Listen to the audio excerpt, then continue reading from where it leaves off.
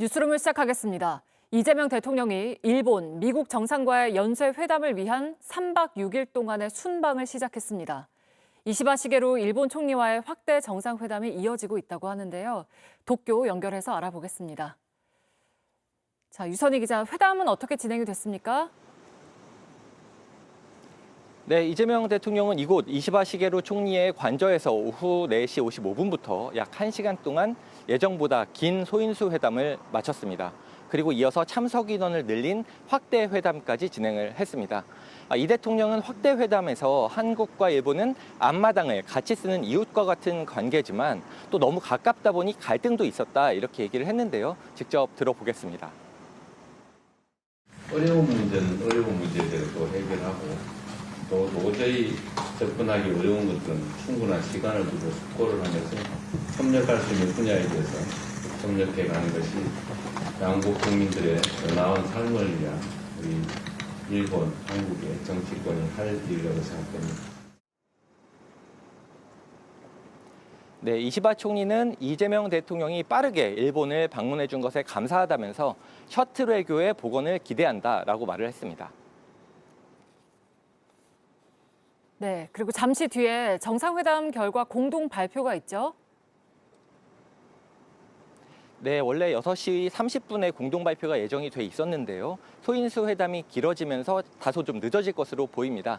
아마도 뉴스룸을 전해드리는 중간에 발표가 시작이 될 것으로 보이는데 저희도 생방송으로 전해드릴 예정입니다. 그 공동 발표 내용은 이제 봐야 되겠지만 우선 경제 협력과 관련해선 상당히 진전된 내용이 있을 것으로 보입니다. 이 대통령 이제 일본 방문에 앞서서 일본 언론과 인터뷰를 했는데요. 한일은 획기적인 경제 협력 관계를 만들어 나갈 필요가 있다라고 언급을 했습니다. 급변하는 국제 질서, 더 직접적으로 얘기를 하자면 이제 미국발 통상 질서 변화에 대한 공조 방안, 또 공급망, 첨단 산업 이런 실질 협력이 논의됐을 가능성이 있습니다. 정상회담 결과 공동 발표 뒤에는 한일 정상이 만찬을 이어갑니다. 네, 그리고 안보 관련 얘기도 나왔죠? 네, 이 대통령은 이번 기회에 김대중 오부치 선언을 잇는 혹은 좀 그것을 넘어서는 새로운 한일 관계에 대한 공동의 선언을 만들어보고 싶다라고 얘기를 했습니다. 그러니까 경제에 더해서 안보, 영내 평화와 안정 유지 방안까지 포괄하는 협력을 논의하고 싶다라는 의미로 풀이가 되는데요. 따라서 한미일 공조 등 안보 협력 방안도 거론이 됐을 것으로 보입니다. 네, 그리고 이 대통령은 일본 내일... 언론은 1960 네, 계속 네네. 전해주시죠. 그 일본 언론이 발표한 내용도 일본 언론이 전한 내용도 다소 전해드리고 싶은데요. 1965년에 한일 국교 정상화 이후에 한국 대통령이 다자회의 참석을 제외하고 양자 외교로 첫 방문국으로 일본을 택한 건 처음이다라는 점을 크게 주목을 하고 있습니다. 한일 수교 60주년을 맞아서 미국보다 일본에 먼저 온 건 실익을 중시하는 이 대통령의 스타일이 반영된 것이다라는 등의 반응을 내놨는데요. 이시바 총리 같은 경우도 확대회담에서 이 부분을 언급을 했습니다. 네, 그리고 이 대통령은 내일 일본에서 바로 미국으로 가나요? 네, 이 대통령 내일 오전 일본 정계 인사들을 만나고요. 오후에 바로 일본에서 미국으로 떠납니다. 지난 관세 협상에서는 논의가 되지 않았죠. 그 안보 분야, 특히 한미 동맹 현대화의 세부 내용을 놓고 치열한 협상이 있을 것으로 예상이 됩니다. 분명히 좀 쉽지 않은 협상이 될 것으로 보이지만 우리가 노력을 한 만큼 양측 협의가 원만하게 이루어진다면 정상회담에서 한미 간의 공동 성명이 도출될 가능성도 있습니다. 지금까지 일본 총리 관저에서 JTBC 유선입니다. 네, 그 한일 정상회담을 모두 마치고 한일 정상의 언론 공동 발표가 시작되는 대로 저희가 바로 연결해서 전해드리도록 하겠습니다. 자, 이재명 대통령은 일본 방문을 마치면 곧바로 트럼프 대통령을 만나기 위해서 미국으로 향합니다. 통상 대통령이 외국 순방에 나서면 비서실장은 국내에서 현안을 챙기는데 이번엔 비서실장까지 방미길에 나서는 등 정부는 말 그대로 총력전을 벌이고 있습니다. 이어서 최재원 기자입니다. 한미 정상회담을 사흘 앞두고 조현 외교부 장관이 미국 국무장관과 만났습니다. 한미 정상회담에서 논의될 미래지향적 의제와 안보, 경제, 기술 등을 점검했다고 외교부는 밝혔습니다. 외교부 장관이 진행 중인 한일 정상회담 일정에도 빠지고 미국으로 이동해 한미 정상회담 조율에 나선 겁니다. 김정관 산업부 장관도 워싱턴을 방문해 미국 상무장관, 에너지 장관과 잇따라 만났습니다. 대통령 순방 때마다 국내에서 현안을 챙기던 대통령 비서실장까지 내일 오전 이례적으로 미국으로 향합니다. 백악관 정상회담에 강훈식 비서실장이 같이 참석하는 걸로 알고 있고 그 이상의 자세한 일정은 좀 알려드리기는 좀 어렵다는 점을 양해 부탁드립니다. 이재명 대통령과 트럼프 대통령의 첫 회담을 위해 대통령실 핵심인 이른바 3실장과 외교 산업 분야 주요 장관들이 총출동한 겁니다.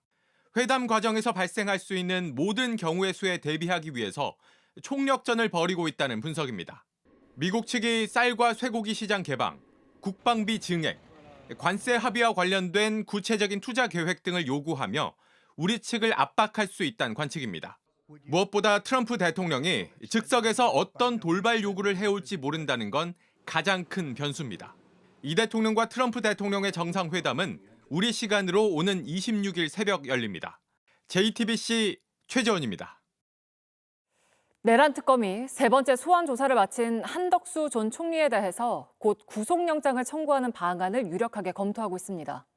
전직 정보사령관 노상원 씨도 불러서 수사에 속도를 내고 있습니다. 정수아 기자입니다. 13시간 반 가까이 이어진 특검 조사를 마친 한덕수 전 총리는 이번에도 묵묵부답이었습니다. 계엄 선포는 언제 받으셨습니까? 계엄 당일에 선포는 보신 건데 왜 못 봤다고 말씀하셨던 거예요? 진술 뒤집으신 이유는 뭔가요? 내란 특검의 조사를 받은 건 이번이 세 번째입니다. 한 전 총리는 지난해 12월 3일 윤석열 전 대통령의 비상계엄에 직접 가담 또는 방조했다는 혐의를 받고 있습니다. 국정 2인자로서 계엄 선포를 막지 못했던 겁니다. 한 전 총리는 지난 19일 조사에서 윤 전 대통령이 계엄 선포문을 줬다는 취지로 진술해 헌법재판소와 국회에서 진술한 기존의 입장을 뒤집었습니다. 해제 국무회의를 마치고 네. 그리고 사무실로 출근을 해서 예. 제 양복 뒷주머니에 있는 것을 알았습니다. 특검은 일부 진술을 번복했더라도 혐의를 인정했다고 보기엔 모호해 그 경위와 내용에 대해 검토가 필요하다고 밝혔습니다. 특검은 어제 조사를 끝으로 내란 관여 여부 등을 따져 조만간 구속영장을 청구하는 방안을 유력하게 검토 중입니다. 구속영장이 청구된다면 전직 국무총리로서는 헌정사상 처음입니다. 특검은 오늘 구치소에 수감 중인 전직 정보사령관 노상원 씨도 소환해 조사했습니다. 민간인인 노 씨는 김용현 전 국방부 장관을 도와 비선 역할을 하며 비상계엄에 관여했다는 의혹을 받고 있습니다. 본인의 소유임을 인정한 이른바 노상원 수첩을 중심으로 부품 공작을 통해 계엄 명분을 만들려 했는지도 들여다보고 있는데 특검은 내일도 노 씨를 소환할 방침입니다. JTBC 정수아입니다. 국민의힘 당대표를 결정하는 마지막 TV토론회가 열리고 있습니다. 윤석열 전 대통령을 끝까지 지지한 탄핵 반대파 김문수, 장동혁 후보가 맞붙었는데요. 김 후보는 토론에 앞서서 탄핵 찬성파인 안철수 후보와 오찬 회동을 했는데 당내 중도 표심을 끌어오려는 전략으로 풀이됩니다. 신진 기자입니다.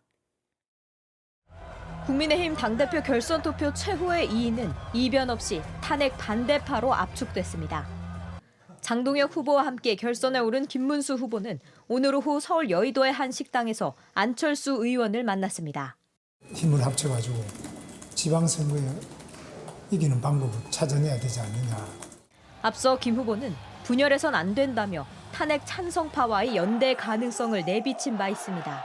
내부 총질자를 정리해야 한다며 이른바 찬탄파와 완전히 선을 긋고 있는 장동혁 후보와 차별성을 두기 위한 것으로 해석됩니다.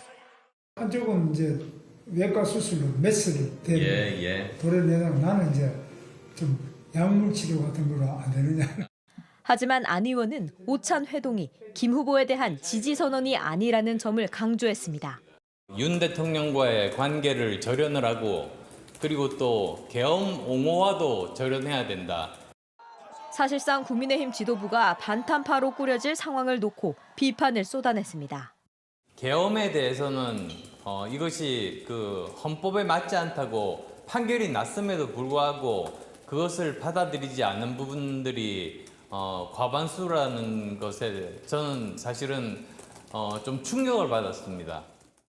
장동혁 후보는 광화문 광장에 300만 국민이 모이고 있다. 자유우파 국민과 함께 싸워 이재명 정권을 끌어내리겠다며 이른바 아스팔트 지지층과 절연하지 않겠다는 뜻을 분명히 했습니다. 이어진 TV 토론회에서도 장 후보는 당대표가 되면 윤 전 대통령 면회를 갈 것인지 묻는 질문에 인간적 예의를 지키기 위해 그렇게 하겠다고 답했습니다. 김 후보는 한동훈 대표는 우리 당의 자산이라며 중도 성향 지지자들을 아우르려는 모습을 보였습니다. 국민의힘은 오늘 TV 토론회를 끝으로 내일부터 이틀 동안 결선 투표를 실시합니다. 최종 결과는 26일 발표됩니다. JTBC 신진입니다.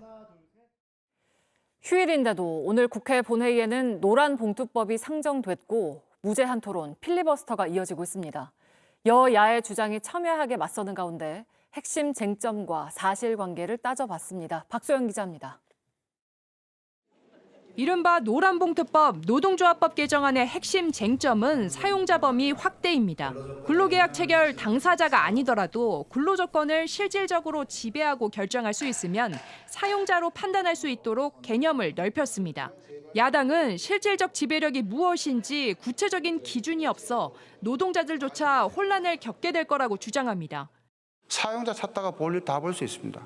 우리 조합원들이 내인태 교섭을 요구한다 하면은 나는 어떤 부분에 대해서 권한이 없기 때문에 딴 데 가서 알아보라고 얘기하겠죠. 노동위원회 가겠죠. 법원 가겠죠. 노동계는 지나친 우려라는 반응입니다. 이미 대법원에서 실질적 지배력의 기준을 제시했고 오히려 분쟁 장기화 문제를 해결할 수 있게 될 거라고 반박합니다. 문제를 해결할 수 있는 권한을 가진 사용자와 직접적으로 교섭을 함으로써 문제 해결이 단기화되고 실질적인 문제 해결이 가능하다는 장점이 생길 수 있습니다. 또 다른 쟁점은 노동쟁의의 허용 범위입니다. 임금뿐만 아니라 근로조건에 영향을 미치는 사업 경영상의 결정으로 넓혀지는데 경영계에서는 경영권 침해라며 목소리를 높였습니다. 반면 여당은 이제껏 상당수의 쟁의를 불법으로 몰아 극단적 투쟁을 부추겨왔다며 하루빨리 개정돼야 한다고 주장합니다. 원청과는 대화조차 할 수 없기 때문에 발생하는 차별이고 격차입니다. 노사 간 자율적 대화가 촉진되고 이를 통해 원하청 간 격차가 해소되고 사용자의 불법 행위에 대한 손해배상 책임을 면제할 수 있도록 한 조항도 쟁점입니다. 현대제철과 현대자동차는 최근 비정규직 노조를 상대로 제기했던 수억 원대의 손해배상 소송을 자발적으로 철회했습니다. JTBC 박수연입니다. 청도 경부선에서 작업 도중 열차에 치여 숨진 신입사원 등 2명의 발인이 오늘을 끝으로 모두 엄수됐습니다. JTBC는 지난 16년 동안 코레일 선로에서 발생한 사망 사례를 분석했습니다. 철도가 없는 제주를 빼고는 전국 곳곳에서 비슷한 사고가 반복됐고 희생된 노동자는 40명이 넘었습니다. 구석찬 기자의 단독 보도입니다. 동료와 함께 선로 옆을 걷던 작업자 2명은 끝내 돌아올 수 없는 길로 떠났습니다.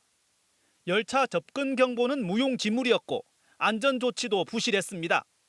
모니터링이 되는 비슷한 사례들을 집계해 작업자 사고 현황을 표로 만들어봤습니다. 2009년부터 16년간 코레일 선로에서 작업 도중 열차에 치인 사고는 모두 36건, 부상자를 제외하고 숨진 노동자만 44명에 달했습니다. 해마다 약 3명씩 희생된 셈이었습니다. 사망자 가운데 72%인 32명은 외주업체 소속이었습니다. 철도가 없는 제주를 빼곤 모든 시도가 빨간불, 곳곳에서 사망 사고가 발생했습니다. 2011년 12월 인천공항철도 5명, 2015년 11월 대구 고모역 2명, 지난해 서울 구로역 2명 등 동시에 여러 노동자가 숨진 현장도 6곳이나 됐습니다. 일부 선로에선 같은 지점에서 사고가 반복되기도 했습니다. 사고 원인은 대부분 청도권과 판박이었습니다. 2019년 10월 밀양역 사망 사고 때처럼 열차 운행을 멈추는 차단 조치를 하지 않았거나 직무 교육 없이 투입된 경우가 많았습니다. 전국 철도 노조는 더 이상 죽음의 선로로 노동자를 내몰지 말라면서 열차 운행 중 작업 전면 금지를 촉구하는 무기한 농성을 이어가고 있습니다. 매번 이제 땜질식 처방에 좀 그쳤다라고 저희는 보고 있고요. 철도공사, 그다음에 철도 노조, 그리고 국토부, 노사정 어쨌든 협의체가 좀 필요하다. 이런 가운데 청도 열차 사고로 숨진 하청업체 신입 직원 30살 조모 씨의 발인이 오늘 아침 엄수됐습니다. JTBC 구석찬입니다. 변사 사건 현장에서 사망자의 20돈짜리 금목걸이가 사라져 소란이 일었는데요. 이 목걸이를 훔쳐간 범인은 현장에 출동했던 검시 조사관이었던 걸로 밝혀졌습니다. 또 오늘 오전 서울 구로구의 한 고등학교에서는 수류탄이 발견돼 군이 조사에 나섰습니다. 배양진 기자입니다. 지난 20일 오후 2시 5분쯤 인천 남동구 한 빌라에서 50대 남성이 쓰러진 채 발견됐습니다. 경찰 등이 현장에 출동해 시신을 수습하고 범죄 혐의점을 확인하던 도중 갑자기 소란이 벌어졌습니다. 숨진 남성이 차고 있던 20돈짜리 시가 1,000만 원 상당 금목걸이가 사라진 겁니다. 그것 때문에 뭐 경찰이 가져가냐, 뭐 나는 안 가져갔다, 뭐 그랬다고 하더라고요. 처음 출동한 경찰관이 찍은 현장 사진엔 금목걸이가 있었지만 이후 과학수사대에서 촬영한 사진엔 금목걸이가 사라져 있던 걸로 전해졌습니다. 경찰 수사 결과 범인은 현장에 출동했던 인천경찰청 과학수사대 소속 검시조사관 A씨였던 걸로 드러났습니다. 경찰이 현장 경찰관 4명과 검시조사관 A씨 등을 상대로 수사에 나서자 혐의를 부인하던 A씨가 어제 오후 결국 자수한 겁니다. 경찰 관계자는 A씨가 현장에 혼자 있었던 걸로 파악돼 행적을 자세히 조사하던 중 자수 의사를 전한 거라고 밝혔습니다. A씨의 집에선 실제 금목걸이가 발견됐습니다. 검시 조사관은 사건이 발생하면 현장에서 시신을 살펴 사인 조사를 돕는 일반직 공무원입니다. 경찰은 A씨에 대해 이르면 오늘 구속영장 청구를 신청할 방침입니다. 어젯밤 강원 강릉 주문진읍 한 모텔에서 불이 났습니다. 이 화재로 1명이 숨지고 6명이 크고 작은 부상을 입었습니다. 이 건물은 스프링클러 의무 설치 대상이 아니어서 피해가 더 컸던 걸로 전해졌습니다. 오늘 오전 10시 40분쯤엔 서울 구로구 한 고등학교 분리수거장에서 수류탄 2개가 발견됐습니다. 군 당국이 출동해 수류탄을 수거하고 실물인지 여부와 발견 경위 등을 수사하고 있습니다. JTBC 배양진입니다. 일부 독립운동가 후손과 시민단체 회원들이 김형석 독립기념관장의 사퇴를 요구하면서 나흘째 천안 독립기념관에서 농성을 벌이고 있습니다. 김 독립기념관장은 지난 15일 광복절 기념사에서 광복은 연합국의 승리로 얻은 선물이라고 말했습니다. 항일 독립운동의 가치를 깎아내렸다는 비판이 커지면서 파면을 요구하는 목소리가 이어졌습니다. 김 관장은 윤석열 전 대통령 정권 때인 지난해 8월에 임명됐습니다. 북한이 휴전선 근처에서 공사 중인 북한군에 한국군이 경고 사격을 했다면서 도발 행위를 멈추라고 요구했습니다.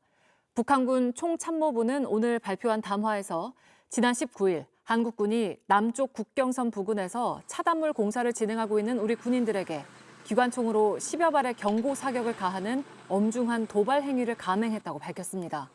이에 대해서 우리 군 합동참모본부는 작업 중이던 북한군 가운데 일부가 군사 분계선을 침범했다면서 여러 차례 경고 방송을 실시했지만 이에 반응하지 않아 경고 사격을 했다고 반박했습니다. 원래 동해에서 많이 잡히던 오징어가 요즘은 서해에서 오히려 많이 잡히고 있습니다. 오징어잡이 배들도 서해로 몰려가고 있는데요. 김재형 기자가 충남 태안에 다녀왔습니다. 태안 신진항에서 배를 타고 6시간. 해가 지고 바다에 어둠이 깔릴 무렵 멀리서 오징어잡이 배가 나타납니다. 제 뒤로 환하게 밝은 오징어잡이 배가 보입니다. 오징어를 유인하는 집어등을 켜고 조금 전 조업을 시작했습니다. 물레처럼 생긴 채낚기를 사람 손으로 직접 돌리고 기계식 자동 조획기도 쉴 새 없이 돌아갑니다. 오징어가 잘 잡히는 어장이 서해에 형성돼 조업이 한창인데 남해와 동해 어선들까지 이곳으로 넘어올 정도입니다. 올해 초 서해 수온이 낮아지면서 어린 오징어가 생장하기 좋은 조건이 마련됐다는 분석입니다. 올 들어 지난 20일까지 태안 신진항의 위판량은 1,887톤으로 전국에서 가장 많았습니다.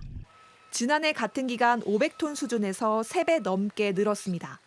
전통적인 오징어 산지인 울릉도나 강원 동해안에서 생산량이 감소한 것과 달리 서해가 여름철 주산지로 떠오르고 있는 겁니다. 신진항 위판장에선 최근 하루 평균 10,000박스, 많게는 20,000박스도 거래됐습니다. 한 5만 원 전후대. 가격은 조금 비밀인데 이거. 작년보다 한 2만 원 정도 낮은 거예요. 오늘 한 600, 700박스. 휴가철과 맞물리며 관광객들도 몰려들고 있습니다. 수산물 직판매장입니다. 이렇게 집집마다 박스를 쌓아놓고 오징어 판매 한창이고요. 또 싱싱한 오징어를 사러 온 인파들로 북적이고 있습니다. 지금이 한참이에요. 지금 제일 많이 오실 때고 돈 버니까 기분은 좋죠. 충남 아산에서 왔거든요. 지인들하고 나눠 먹기 위해서 한 35박스 정도 이렇게 사가고 있습니다. 모처럼 맞은 오징어 풍년에 신진항엔 활기가 돌고 있습니다. JTBC 김재현입니다. 미국 트럼프 정부가 반도체 기업 인텔의 최대 주주가 됐습니다. 반도체 보조금을 주는 대가로 지분 10%를 확보한 건데요. 당장 삼성전자 등 우리 기업에 어떤 영향을 미칠지 우려스러운 가운데 좀 더 지켜봐야 한다는 시각도 있습니다. 로스앤젤레스에서 홍지은 특파원입니다. 도널드 트럼프 미국 대통령이 인텔의 지분 10%를 미국 정부가 완전 소유하고 통제하게 됐다고 밝혔습니다. I think it would be good having the United States as your partner. He agreed, and they've agreed to do it, and I think it's a great deal for them. 인텔의 보조금을 내주는 조건으로 지분을 받은 것입니다. 곧바로 미국 정부는 인텔의 최대 주주로 올라섰습니다. 미국 정부는 반도체 핵심 공급망이 자국으로 돌아오게 하고 미국 납세자에게도 이익을 주기 위한 조치라는 입장입니다. 트럼프 대통령은 제조업 경쟁력에서 밀려 대만에 빼앗긴 자국 기업 인텔을 본인의 관세 정책으로 되찾았다며 자부심을 드러냈습니다. If we had a president that would have said, okay, you can go to Taiwan, but we're going to put a 100% tariff or a 200 or 300 or a 500% tariff, anybody that sells into the United States has to pay, they wouldn't have left. 이 같은 트럼프식 압박 거래는 삼성 등 우리 기업도 예외가 아닐 것이란 전망도 나옵니다. So we picked up $10 billion, and we do a lot of deals like that. I'll do more of them. 삼성전자는 바이든 정부 때 이미 미국 정부로부터 47억 5천만 달러의 보조금을 받기로 한 상태입니다. 월스트리트 저널은 미국 정부 관계자를 인용해 미국 내 투자를 늘리는 대기업의 지분은 확보하지 않지만 투자 규모가 작은 기업들은 지분 확보 방안을 검토할 수 있다고 보도했습니다. 다만 삼성전자는 한미 정상회담을 앞두고 당장 대응은 하지 않겠다는 입장입니다. 앞서 대만 TSMC는 트럼프 행정부가 지분을 요구할 경우 미국의 보조금을 받지 않겠다는 입장을 밝힌 것으로 전해졌습니다. 로스앤젤레스에서 JTBC 홍지은입니다.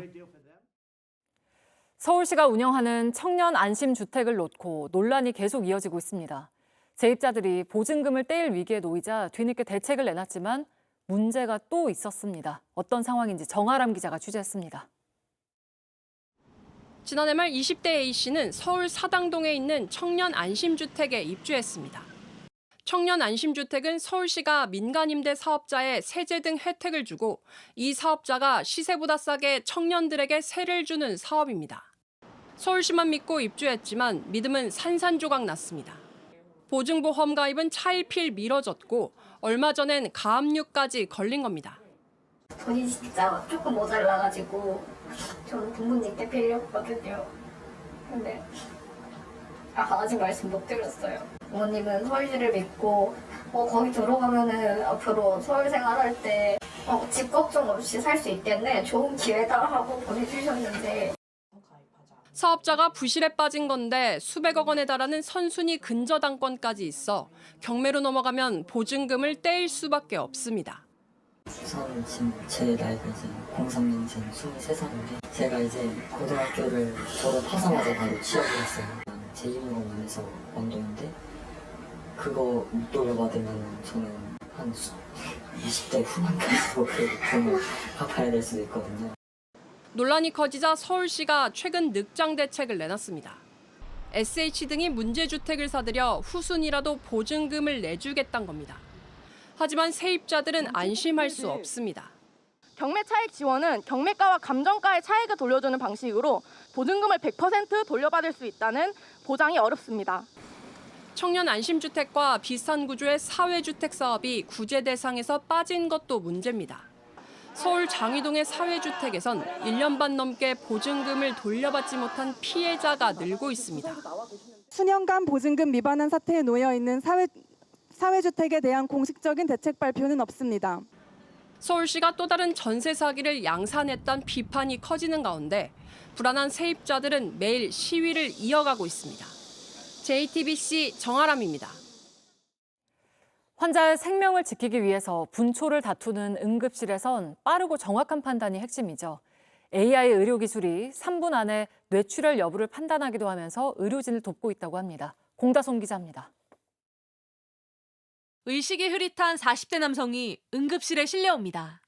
숨통이 있었다고 그러고 시약 상태고 오자마자 저희가 이제 심전도를 찍었습니다. 심전도상에 의심되긴 하지만은 확신을 하기에는 좀 쉽지 않았어요. 심전도를 분석하는 AI 프로그램이 동원됩니다. 수치 확인 결과 남성은 심장에 혈관을 뚫는 긴급 처치에 들어갔습니다. 빅데이터를 통해 가지고 이제 계속 학습된 것이기 때문에 응급질환에 대한 가능성이 몇 프로다라고 하는 퍼센티지를 줌으로써 의료진들이 더 신속하고 정확하게 판단할 수 있는 것. 최근 응급의료 현장에선 환자들의 골든타임을 지키기 위한 AI 활용이 늘고 있습니다. AI가 찍자마자 바로 3분 이내에 왼쪽 방구에 뇌출혈이 있는 것을 진단을 해주고요. 출혈량까지도 얘가 이제 AI로 계산해서 저희가 알려주기 때문에 빠르게 판단을 할 수 있고요. 입원한 환자를 돌보는데도 AI가 활용되고 있습니다. 간 농양으로 입원한 김종철 씨는 치료 중 먹는 약물로 심한 어지럼증을 느꼈습니다. 갑자기 내렸을 때 확 이렇게 바닥에 올라오고 몸에 이제 이렇게 중심 못 잡습니다. 아치라고 또 걸어갈 때도 저 끝에 보면은 수평선이 좀 돌고. AI가 김 씨의 의료 정보를 분석한 결과 낙상 발생 예측률은 61%, 고위험군으로 나왔습니다. 데이터가 딱 있다 보니 직관적으로 볼 수 있고 케어도 한 번에 할 수 있고 2번, 3번 더 들여다보게 되고 좀 더 집중적으로 할 수 있는 것 같아요. 병의 신속한 진단부터 환자 관리까지 쓰임을 넓혀가고 있는 AI 기술. 전문 의료 인력이 부족한 곳에서 활용되면 의료 격차를 해소하는 데 더 많은 도움이 될 거란 기대도 나옵니다. JTBC 공다솜입니다. 제롬 파월 미국 연방준비제도 의장이 관세로 인한 물가 상승 압력과 고용 위축에 직면해 있다면서 금리 인하 가능성을 열어뒀습니다. The baseline outlook and the shifting balance of risks may warrant adjusting our policy stance.